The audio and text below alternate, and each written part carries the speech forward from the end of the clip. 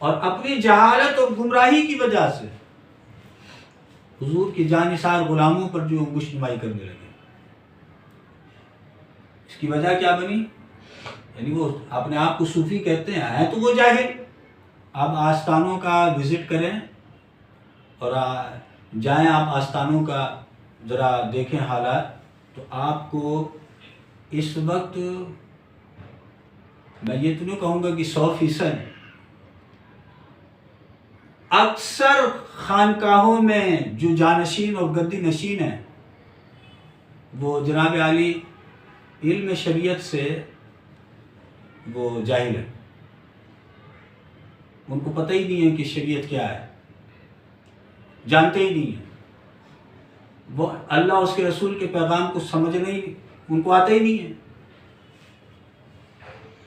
اور نہ کسی صاحب علم سے ان کی دوستی ہے کہ علماء سے صحبت ہو، ان سے دوستی ہو، قربت ہو، ایسا بھی نہیں ہے. تو اب کیونکہ وہ خود جاہل ہیں تو پھر اپنے مریدوں کو بھی یہ کہتے ہیں کہ ہم صوفی لوگ ہیں، ہمارا مولویوں سے کیا واسطہ ہے، مولوی الگ ہے، صوفی الگ ہے، سمجھے. اور پھر ایسے ہی لوگ بولتے ہیں طریقت اور ہے، شریعت اور ہے. یہی اور تو قابل غور ہے. شریعت اور ہے، طریقت اور ہے. میں نے کہا 1450 صدی کے بعد جاہل صوفی کو پتہ چلا کہ شریعت اور ہے، طریقت اور ہے. سرکار دو عالم صلی اللہ علیہ وسلم جو خود صاحب شریعت ہیں، خود صاحب طریقت ہیں، جو شریعت و طریقت و حقیقت و معرفت کے منبع اور مرکز ہیں، انہوں نے تو نہیں کہا کہ میرے غلاموں شریعت اور ہے، طریقت اور ہے. انہوں نے تو نہیں کہا. آج جو جاہل صوفی نے شریعت کیوں بولے ہم طریقت والے لوگ ہیں، یہ شریعت والے لوگ ہیں، یہ مولوی حضرات ہیں، ہم فقیر ہیں، صوفی ہیں، ان کا رستہ اور ہے، ہمارا رستہ اور ہے، ان کی منزل اور ہے، ہماری منزل اور ہے. میں نے کہا منزل تو دو ہے، یا تو ایک جہنم ہے یا ایک جنت ہے نا بھائی. منزل تو دو ہی ہے، یا ہدایت ہے یا گمراہی ہے. تو اب یہ بتائیں آپ مولوی کو گمراہ ٹولہ بول رہے ہیں یا آپ خود گمراہی میں مبتلا ہیں. ان کی منزل اور ہے، ہماری منزل اور ہے، یہ ادھر والے ہیں، ہم ادھر والے ہیں. او بھائی کون سی منزل، کون سی منزل؟ یاد رکھیے ہر آستانہ اور ہر فقیر جو صحیح العقیدہ فقیر ہے، واقعی فقیر ہے، ہر فقیر دروازہ ہے گنبد خضرا کا. سمجھیں؟ مرید جب اپنے پیر کے عرفان کو حاصل کر لیتا ہے تو وہ عرفان ہی اس کو محبوب کے قدموں میں پہنچاتا ہے. پیر اپنے مرید کے لیے مدینہ طیبہ کے لیے دروازہ ہے.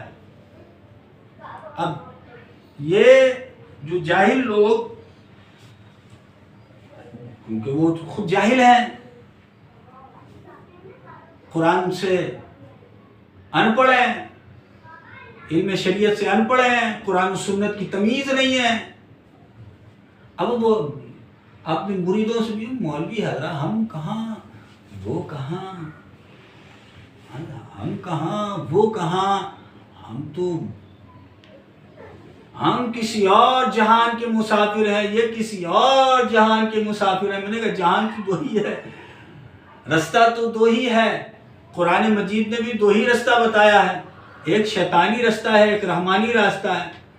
اب اگر تم بھائی مولوی جرت کرو کہ مولوی جو ہے وہ شیطانی رستے میں چل رہا ہے، اور نہیں مولوی اگر سیدھے رستے میں چل رہا ہے تو تمہارا کون سا رستہ ہے بھائی؟ یہ جاہل لوگ ہیں، یہ جاہل صوفی ہیں. یہ اپنے ٹولے کو اس طرح کی تربیت اس لیے کرتے ہیں کہ صاحب علم لوگوں کی صحبت میں جب ان کے مریدین بیٹھیں گے تو ذہن کھلے گا. جب ذہن کھلے گا تو جاہلوں کی صحبت میں کون بیٹھے گا؟ کون جائے گا؟ تو اس لیے وہ اسی طرح کا اب وہ ہاتھ میں کڑا ہے تو پیر میں کڑا ہے تو گلے میں زنجیر ہے اور پتہ نہیں عجیب عجیب سا جو ہے نا وہ رنگ اور ڈھنگ بنا کر اور پھر وہ جو کرتے ہیں کیا ہے. اور پھر ایسے ہی اب آپ دیکھیں یہ اورنگی کی بات، اورنگی ٹون کی بات نہیں کر رہا ہوں. اورنگی ٹون میں بہت سارے ایسے آستانے ہیں جہاں ماہ محرم الحرام میں خود شیعہ آ کر کالا جھنڈا لگا کے جاتا ہے. اہل تشیع شیعہ حضرات وہ، اور پھر وہ چوکوں میں اور آستانوں میں صرف کالا جھنڈا لگانے کا وہ 40,000 50,000 وہ دیتے ہیں، اور وہ ان کو پتہ نہیں ہے. کیوں نہیں پتہ جی؟ انہوں نے اپنی جہالت کو صوفی کا نام دے دیا ہے، جہالت کو تصوف کا نام دے دیا ہے. حالانکہ آپ دیکھیے صوفی جو ہے، لفظ صوفی وہ چلا کہاں سے؟ اصحاب صفہ، یعنی سرکار دو عالم صلی اللہ تعالی علیہ وسلم جب آپ مدینہ طیبہ آپ تو گئے ہیں، وہاں نماز بھی پڑھنے کا آپ کو موقع ملا، تو وہ جگہ جہاں جو اصحاب صفہ کہا جاتا ہے، جہاں صحابہ اکرام بیٹھ کر حضور سرور کائنات صلی اللہ تعالی علیہ وسلم سے دین سیکھا کرتے تھے. اس چبوترے کا نام اصحاب صفہ ہے. اسلام کے پہلی جماعت صوفیوں کی وہ ہے. اب بتائیے سیدنا صدیق اکبر رضی اللہ تعالیٰ عنہ اسی جماعت سے تعلق، حضرت عثمان غنی کا اسی، حضرت عمر کا اسی جماعت، حضرت ابو ہریرہ رضی اللہ تعالیٰ عنہ، حضرت عبداللہ بن مسعود رضی، جن سے سب سے زیادہ حدیث روایت ہے، سیدنا حضرت ابو ہریرہ رضی اللہ تعالیٰ عنہ. اب بتائیں اصل صوفی تو یہ ہیں، یہ سارے کیا ہیں؟ ہم پڑھتے نہیں. سرکار دو عالم صلی اللہ علیہ وسلم نے ہر صوفی کے سینے کو علم کے نور سے بھر دیا تھا، علم کے نور سے بھر دیا تھا. اور یہ جاہل اور یہ علم کی نفی کرنے والے لوگ اب اسی میں پھر وہ کوئی بکواس کرتا ہے سیدنا صدیق اکبر رضی اللہ تعالیٰ عنہ کے لیے، کوئی حضرت امیر معاویہ رضی اللہ تعالیٰ عنہ پر مشتمائی کرتے. یہ خانقاہوں میں بیماری ہوا نا، سمجھیں. پیر صاحب جو ہے وہ خاندان صدیق اکبر سے ہیں، یعنی ان کا نسب سیدنا صدیق اکبر رضی اللہ تعالیٰ عنہ سے چل رہا ہے، اور پیر صاحب کے خانقاہ میں سیدنا صدیق اکبر رضی اللہ تعالیٰ عنہ کے خلاف جو ہے نا وہ لوگوں کو تربیت اور تعلیم دی جا رہی ہے. یہ کیا جہالت نہیں ہے؟ یہ کیوں ہوا؟ جاہل صوفی. اسی لیے داتا صاحب رحمۃ اللہ علیہ نے فرمایا، آپ نے فرمایا کہ جاہل صوفی کے صحبت سے بچو، تو بیچارہ خود گمراہی کی طرف جا رہا، وہ تم کو بھی لے کے جائے گا. وہ خود تباہی اور بربادی کی طرف جا رہا ہے، تمہیں بھی لے کے جائے گا.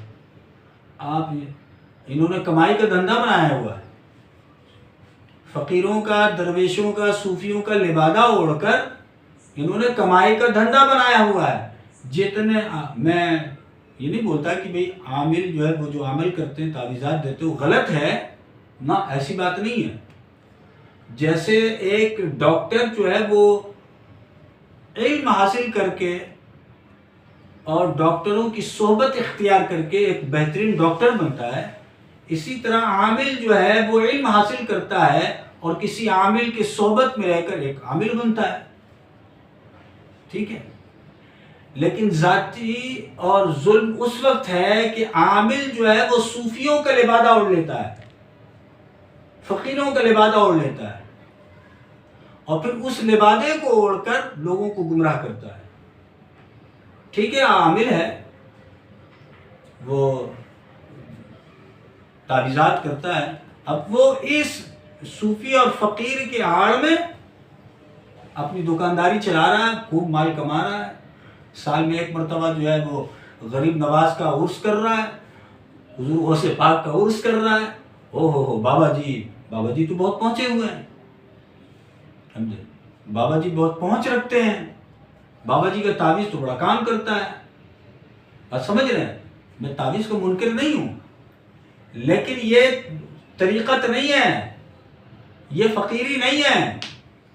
اس کو لوگوں نے فقیری کا نام دے دیا ہے، اس کو لوگوں نے جو تصوف کا نام دے دیا ہے. حالانکہ فقیری اور تصوف جو ہے وہ داتا علی حجویری رحمۃ اللہ علیہ کی سیرت پڑھو، حضور غوث پاک کی سیرت پڑھو، کیا ان کی زندگی اسی طرح کی ہے؟ وہ اسی طرح کے تھے، ساری زندگی وہ خود شریعت پر عمل کرتے رہے اور مسلمانوں کو جو ہے وہ شریعت کی طرف بلاتے رہے. حضور غوث پاک رضی اللہ تعالیٰ عنہ کی زندگی کا ورق اول سے لے کر ورق آخر تک زندگی آپ مطالعہ کریں، شریعت سے خالی ہے. خواجہ معین الدین چشتی رحمۃ اللہ علیہ، آپ کی زندگی شریعت سے خالی ہے. بتائیں کون سا ایسا جو ہے داتا علی حجویری لے لیں، حضور غوث پاک لے لیں، خواجہ پاک لے لیں، آپ جن بزرگوں کا نام لیں، بتائیں وہ کون سے ایسے بزرگ ہیں جو وہ شریعت سے جو بالائے طاق تھے اور شریعت پر عمل نہیں کیا کرتے. یہ گمراہ ٹولہ ہے، جاہل ہیں، اور انہوں نے جہالت کو اپنا جو وہ عقیدہ اور نظریہ بنا لیا ہے اور چند لوگوں کو بیٹھا کر گمراہی اور بے دینی کی باتیں کرتے ہیں. پھر ان پر جو ہے نا بدعقیدگی کا حملہ ہوتا ہے. پھر جناب رافضی ان کے جو ہے نا ان کے آستانوں پر حملہ کرتے ہیں. پھر کیونکہ جہالت ہے، ان جہالت میں سیدنا صدیق اکبر رضی اللہ تعالیٰ عنہ یا صحابہ اکرام رضی اللہ تعالیٰ عنہ کی ذات مبارکہ پر جو ہے انگشت نمائی کرتے ہیں. اب جب حضور کے جانثار غلاموں پر اگر کوئی انگشت نمائی کر دے تو سب کچھ ہو سکتا ہے، اللہ کا ولی نہیں ہو سکتا ہے. وہ تو گمراہ ٹولہ ہے، وہ تو گمراہ ہے، گمراہ ٹولہ ہے. یاد رکھیے، سرکار دو جہاں صلی اللہ تعالی علیہ وسلم کی بارگاہ میں محبوب اور مقبول ہونے کے لیے شرط ہے کہ اہل بیت سے بھی محبت لازم ہے اور حضور کے جانثار غلام اصحاب رسول سے بھی محبت لازم ہے. اور یہ اسی وقت ہو سکتا ہے کہ جہالت سے دور، علم سے قریب ہو. ٹھیک ہو گیا؟ تو یہ ہے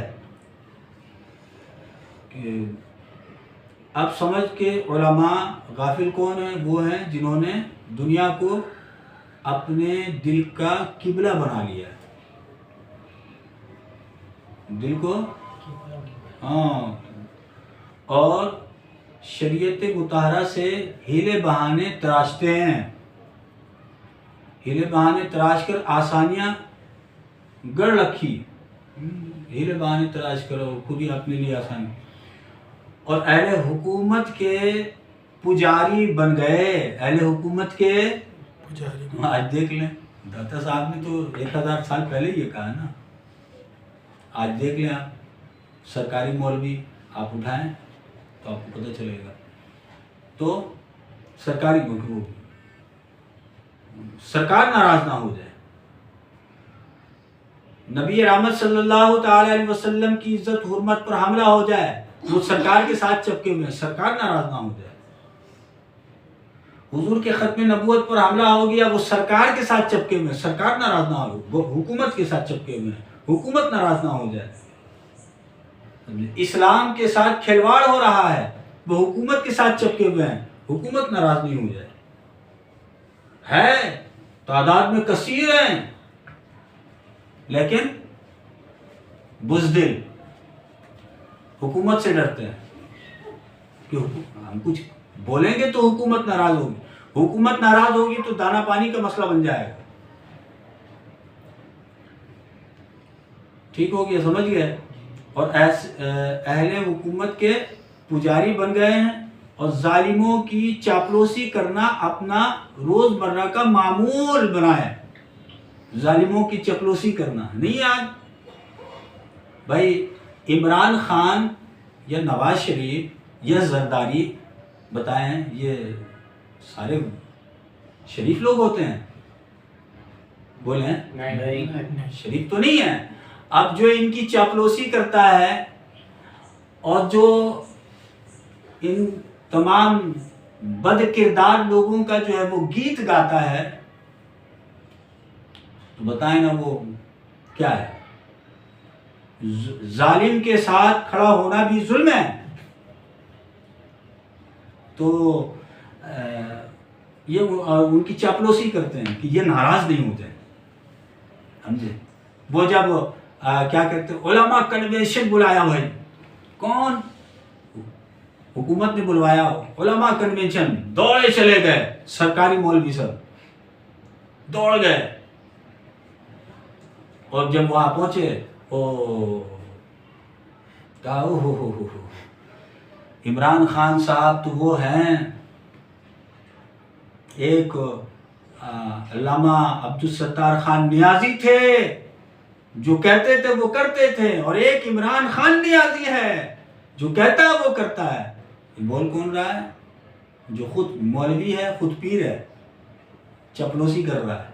کس کی چپلوسی کر رہا ہے؟ جس خبیث کو نماز پڑھنا نہیں، نماز تو بڑی بات دور ہے نا، جس کو کلمہ بھی سیدھا پڑھنا نہیں آتا، جس کو خاتم النبیین بھی پڑھنا نہیں آتا، اس کی چپلوسی کر رہا ہے. کون کر رہا ہے؟ پیر بھی ہوتے ہیں، مولوی بھی ہوتے ہیں، لیکن وہ سرکاری پیر اور سرکاری مولوی ہیں. تو یہ ان کی چوکھٹ کا طواف، ان کی چوکھٹ کا طواف کعبہ مقصود بنا چکے ہیں. آنا جانے لگا ہوا ہے، طواف چل رہا ہے. یہ میری بات نہیں ہے. یہ جو سننے والے لوگ ہیں ایسا نہ بولے یار یہ تو کشف المحجوب میں داتا صاحب نے لکھا ہے 1000 سال پہلے.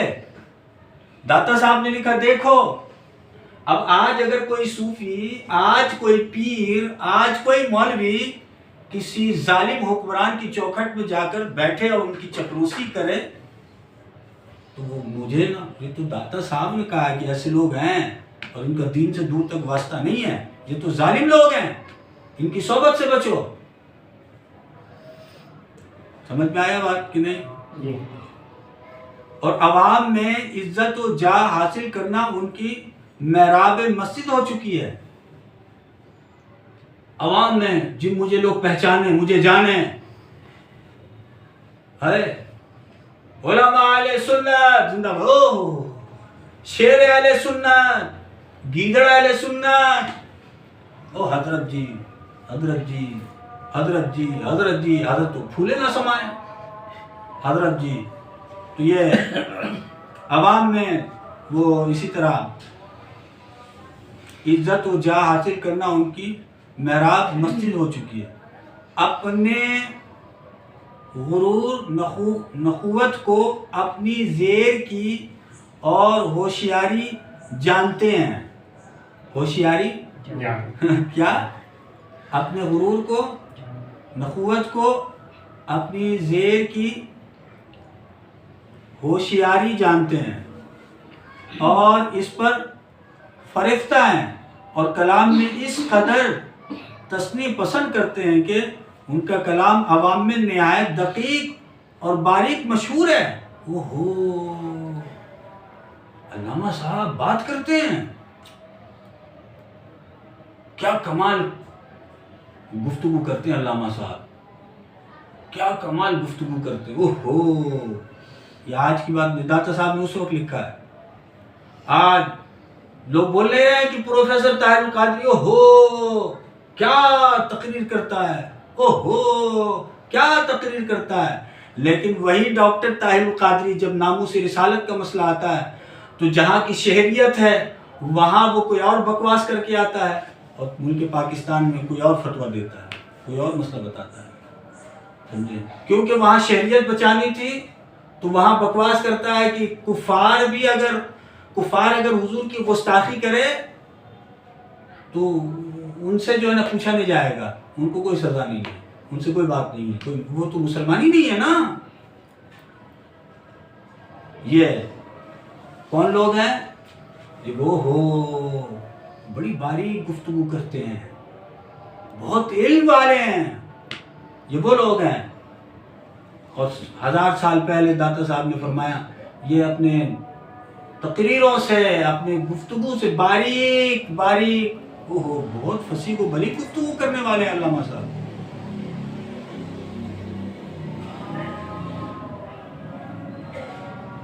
اور ائمہ اکرام کی شان میں اپنے استادوں کی قابلیت میں ان کی زبان تان دراز ہیں۔ کیا مطلب؟ یعنی یہ ایسے لوگ ہیں جو اپنے بڑوں کے معاملے میں زبان تان دراز کریں گے، اپنے اسلاف کی توہین کریں گے۔ ان کو آیا جی نہیں، ان کو تو مسئلے کا پتہ نہیں تھا، انہوں نے مسئلہ غلط بتایا ہے، اپنے اسلاف پر تان تشنیع کریں گے۔ آج نہیں ہے ایسا، آج ایسا نہیں ہے کہ وہ خود اتنا بڑا پیر اور اتنا بڑا مولوی بن گیا ہے کہ اپنے باپ ہی کی مخالفت کر رہا ہے، اتنا بڑا مولوی بن گیا ہے کہ اپنے استاد ہی کی مخالفت کر رہا ہے۔ آج ایسا ہی ہے، سمجھے؟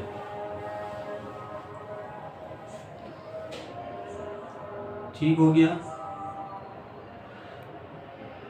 اور بزرگان دین سلف صالحین کے مقابلے میں اپنی علمی فوقیت بگاریں گے۔ کس کے مقابلے میں؟ سلف صالحین، یعنی وہ حضور سیدنا صدیق اکبر رضی اللہ تعالیٰ عنہ سے لے کر امیر المجاہدین تک، جو صاحب علم صالحین اللہ کے پسندیدہ جو بندے ہیں نا، ان بندوں کے مقابلے میں وہ اپنے علم کو بگاریں گے۔ بگارنے سے مراد ان کو کیا پتا تھا؟ میری تحقیق، میرا علم،